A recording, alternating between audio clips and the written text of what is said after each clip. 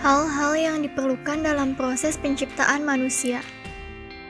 Manusia diciptakan oleh Allah dengan proses yang sangat menakjubkan.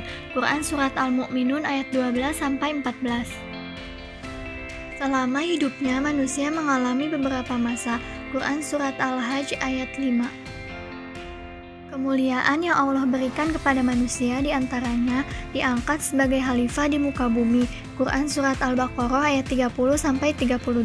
Diberikan bentuk yang terbaik. Quran Surat At-Tin ayat 4. Dilengkapi dengan perangkat yang menunjang. Quran Surat As-Sajdah ayat 8-9. Diberikan kekuasaan untuk menundukkan alam. Quran Surat Al-Jathiyah ayat 12-13. Bekal hidup manusia. Yang pertama, potensi jasmani. Allah menciptakan jasad yang membutuhkan makanan dan minuman agar jasad tersebut tumbuh dan berkembang sebagaimana ia juga membutuhkan pakaian dan tempat tinggal. Potensi akal. Allah menciptakan akal yang membutuhkan ilmu pengetahuan dan teknologi agar manusia dapat memahami atau memenuhi kebutuhan hidupnya dan melaksanakan tugas dan kewajibannya berupa memakmurkan bumi atau sebagai khalifah. Yang ketiga, potensi ruh. Allah menciptakan manusia yang membutuhkan petunjuk dan hidayah agar kehidupan manusia menjadi lurus di dunia dan di akhirat. Quran Surat An-Nahl ayat 36. Penyakit manusia menurut Al-Quran terbagi menjadi dua, yaitu penyakit hati dan penyakit jasmani. Penyakit hati terbagi menjadi dua, penyakit syubhat dan penyakit syahwat. Penyakit syubhat. Penyakit syubhat disebutkan dalam Al-Quran. Dalam hati mereka ada penyakit, lalu ditambah Allah penyakitnya. Quran Surat Al-Baqarah ayat 10. Di dalam surat lain dari Al-Quran juga disebutkan. Contohnya dalam Quran Surat Al-Mudatsir ayat 31. Penyakit syahwat. Adapun penyakit syahwat disebutkan dalam Al-Quran, yang artinya, hai istri-istri Nabi, kamu sekalian tidaklah seperti wanita yang lain. Jika kamu bertakwa, maka janganlah kamu tunduk dalam berbicara, sehingga berkeinginanlah orang yang ada penyakit dalam hatinya. Penyakit jasmani. Allah Subhanahu wa Ta'ala memberikan penjelasan tentang penyakit jasmani dalam Al-Quran. Tidak ada halangan bagi orang buta, tidak pula bagi orang pincang, tidak pula bagi orang sakit. Quran Surat An-Nur ayat 61. Allah menyebutkan penyakit jasmani dalam pembahasan mengenai haji, puasa, dan berwudu. Tentunya karena suatu rahasia tersembunyi yang amat menakjubkan, yang menjelaskan kepada kita keagungan Al-Quran. Obat segala penyakit. Doa adalah obat. Doa akan memerangi, mengobati, mencegah, menghilangkan, atau mengurangi bencana yang menimpa. Doa adalah senjata orang beriman. Hadis riwayat Al-Hakim dalam Sahihnya dari Ali bin Abi Thalib. Doa adalah senjata kaum mukminin dan tiang agama, serta cahaya langit dan bumi. Tidak ada yang dapat menolak takdir atau ketentuan Allah Ta'ala selain doa, dan tidak ada yang dapat menambah atau memperpanjang umur seseorang selain perbuatan baik. Hadis riwayat Tirmizi. Al-Quran adalah obat segala penyakit, sebagaimana dalam Quran Surat Fussilat ayat 44, yang artinya, katakanlah, Al-Quran itu adalah petunjuk dan penyembuh bagi orang-orang yang beriman. Bismillahirrahmanirrahim. Wa nunazzilu minal Qur'ani ma huwa shifaa'un wa rahmatun lil mu'minina wa la yazidu adh-dhalimina illa khasara. Yang artinya, dan kami turunkan dari Al-Quran sesuatu yang menjadi penyembuh dan rahmat bagi orang-orang yang beriman. Quran Surat Al-Isra ayat 82. Anjuran berobat jika sakit diriwayatkan dari Usamah bin Syuraik oleh Ahmad dan Ashabus Sunan, serta dipandang sah oleh Tirmizi. Katanya, saya datang menemui Nabi SAW dan sahabat-sahabatnya. Saya dapati seolah-olah di atas kepala mereka ada burung bertengger, disebabkan hormat dan takzim mereka kepada Nabi SAW. Saya pun memberi salam lalu duduk. Kemudian berdatanganlah orang-orang Badui dari sana-sini. Tanya mereka, "Ya Rasulullah, apakah kami boleh berobat?" Ujar Nabi SAW, berobatlah kamu, karena Allah Ta'ala tidak menaruh suatu penyakit, melainkan menyediakan obatnya, kecuali suatu penyakit, yaitu penyakit tua.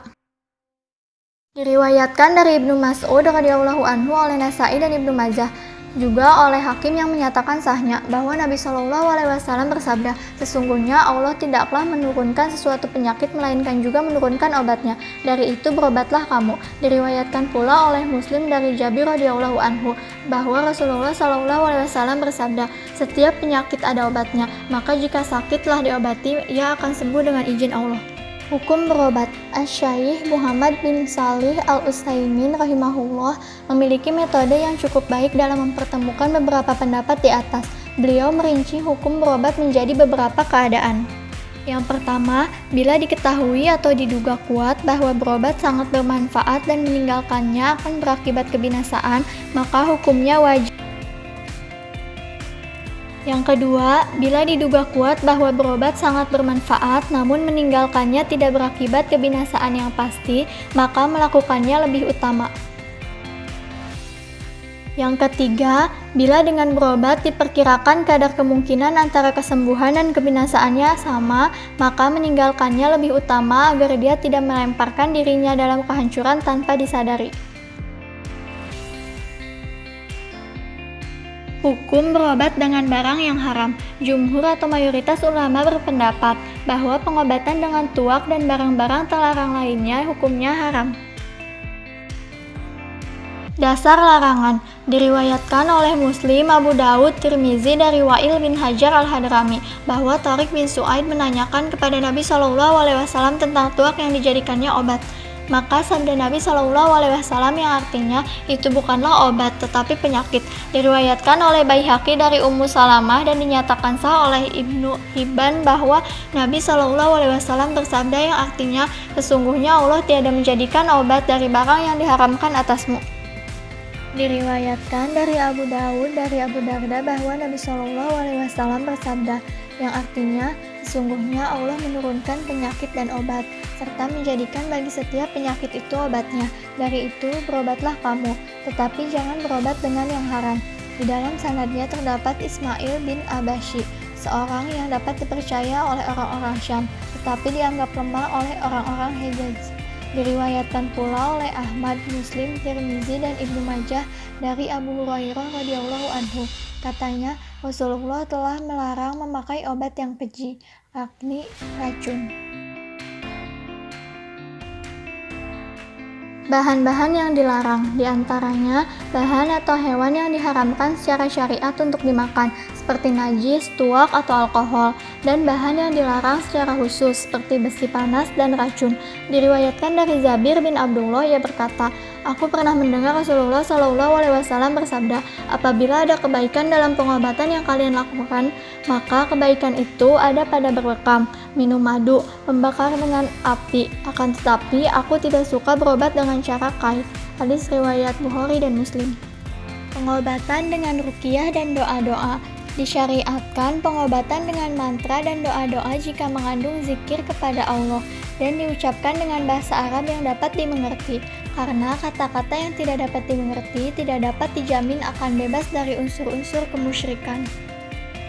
Terima dari Auf bin Malik, katanya, di masa jahiliyah kami melakukan pengobatan dengan mantra-mantra, lalu kami tanyakan, ya Rasulullah, bagaimana pendapat Anda dalam hal ini? Ujar Nabi SAW, coba bawa kepadaku mantra tuan-tuan itu, tidak apa mantra jika tidak mengandung kemusyrikan. Menurut Syafi'i mengenai mantra, ujarnya, tidak apa membaca mantra yang terambil dari kitabullah atau zikir-zikir yang diketahui jelas dasar syariatnya. Pengobatan Islam, diantaranya sesuai tuntunan syariah sumber utamanya adalah Al-Quran hadis.